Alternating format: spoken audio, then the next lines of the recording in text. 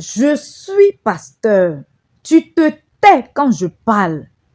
Monsieur, mon mari ne veut pas se soumettre à moi. Mon mari ne veut pas se soumettre à mes règles. Je suis sa mère spirituelle. Je suis sa couverture. Mon mari est mon fils spirituel. À l'église, c'est un simple fidèle. Il est mon fils spirituel. C'est l'un de mes fidèles. Voici les paroles de maman pasteur. Est-ce qu'on va dire maman pasteur même?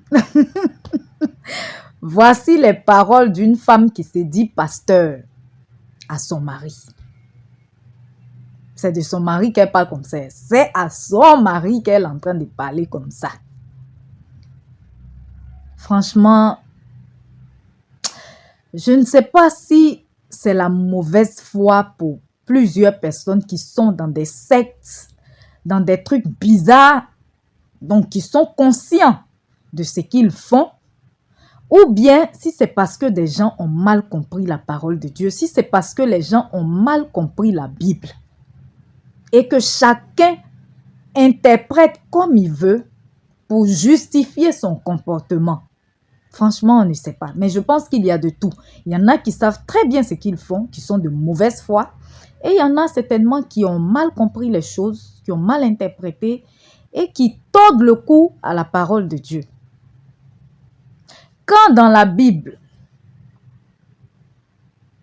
on nous dit que la Bible nous dit que la femme doit être soumise à son mari. Est-ce qu'on a précisé? C'est la femme profane, c'est la femme païenne, c'est la femme simplement chrétienne, ou c'est la femme, je ne sais pas, les femmes pasteurs, les servantes de Dieu ne doivent pas se soumettre. Ce sont elles qui ont l'autorité sur leur mari, je ne sais pas, franchement. Mais en tout cas, je comprends une chose. Et le mari de cette femme avait compris aussi cette chose. Quand Paul disait que la femme se taise en public, que la femme ne doit pas prêcher, je pense que en ce temps-là, c'était ce genre de femme-là qu'il avait vu. Et puis il a dit que la femme doit se taire en public et que si elle a quelque chose à dire, elle doit attendre à la maison pour parler à son mari, pour poser la question à son mari. C'est à cause de ce genre de femme-là. Et ça, tu imagines ces fidèles, comment ils sont perdus. Tu imagines maintenant ceux qu'elle dirige. Parce que si à son mari même, elle inflige ce genre de comportement, imagine maintenant ce... En fait, si on veut voir, c'est un Dieu dans son église. C'est elle qu'on sert, mais ce n'est pas Jésus-Christ. Hein? Dans son église, c'est cette dame-là qu'on sert et non Jésus-Christ. Parce que le comportement même qu'elle a avec l'homme qui partage sa vie, imagine avec d'autres. Et c'est comme ça.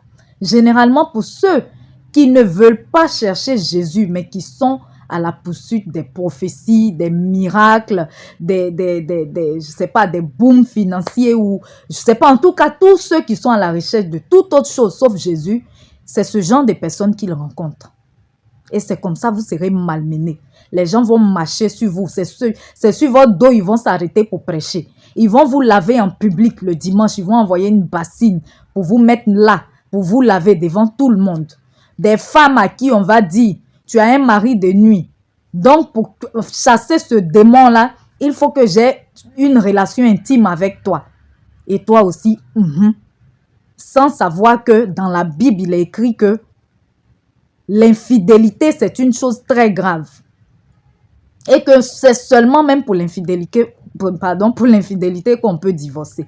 Mais comme tu ne sais pas, parce que tu ne lis pas ta Bible, tout ce que ton gourou va te dire, tu vas dire et puis tu t'en vas seulement. C'est triste. C'est Jésus-Christ seul qui est mort pour nous. Il n'y a pas d'autres personnes qui soient mortes pour nous.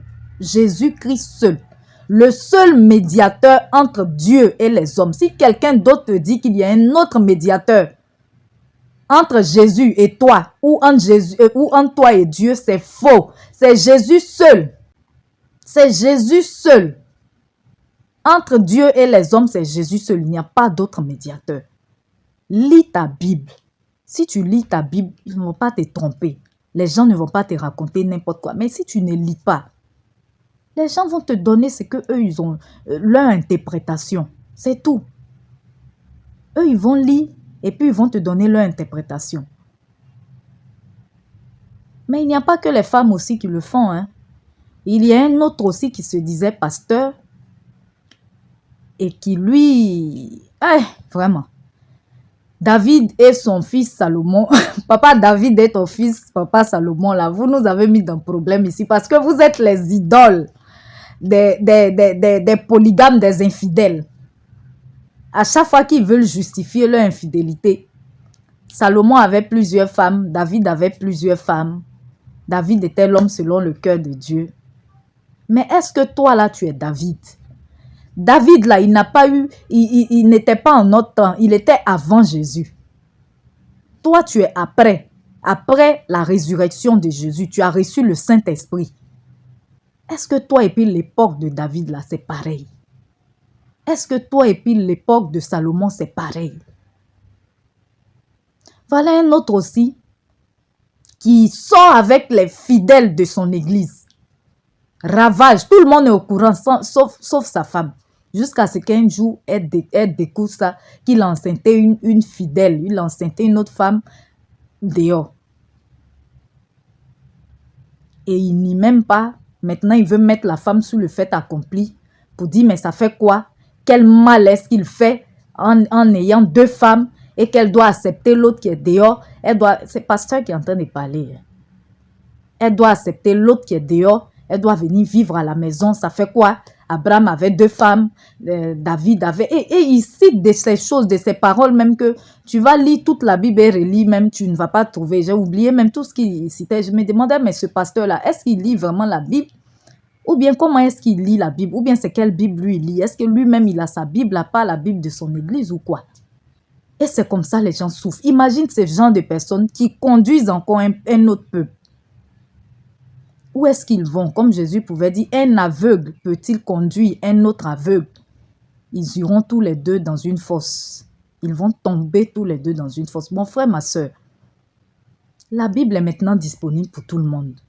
Ne cours pas après les hommes. Ne cours pas après les pasteurs, les prophétesses et autres. Les prophéties, d'accord, c'est bon. Quand on veut savoir ce qui va arriver dans le temps. Mais il faut d'abord chercher Dieu. Donne d'abord réellement ta vie à Jésus. Le reste, là, ça vient après.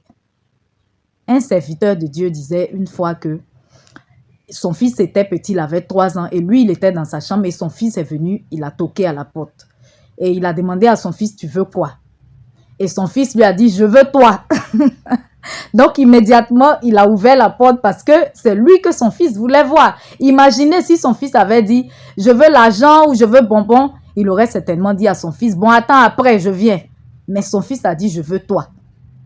Donc, immédiatement, il a ouvert la porte à son fils.